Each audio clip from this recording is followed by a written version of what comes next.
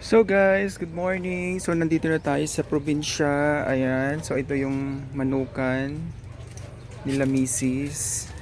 Tapos syempre, ayan ang dalawang makulit sunod ng sunod. Kala mo naman mawawala tayo. Si third at saka si Ellie. Ayan. So nag-start na silang mag-explore sa lugar. So ito nga pala yung tagiliran ng bahay. Medyo magulo. Tapos medyo madaming damo. Ayan.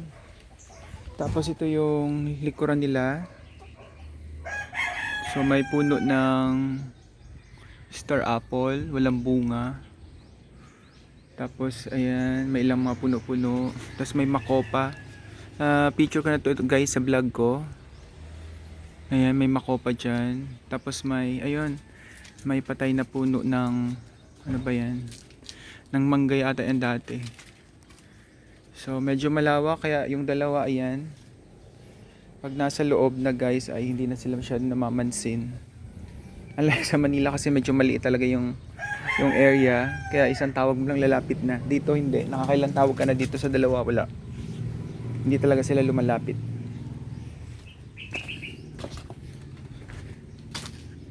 So ayan. So dito namin plano magtayo ng para sa manukan. Pero lilinisin pa itong lugar na to.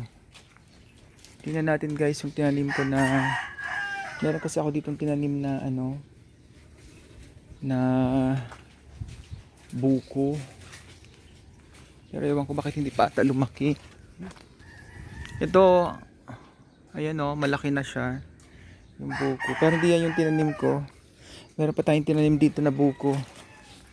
Ayun. Dati lang siya. Bakit di siya lumaki? Hindi ko alam kung bakit di siya lumaki. After ilang months na. Ganito pa rin siya. Hala. Hindi ko alam kung bakit. Hindi siya na. Buhay naman siya pero ganyan pa rin siya. Parang ganyan ko na siya tinanim. Tapos ngayon ganyan pa rin siya. Ayan, may langka. Diba? May buko. May star apple.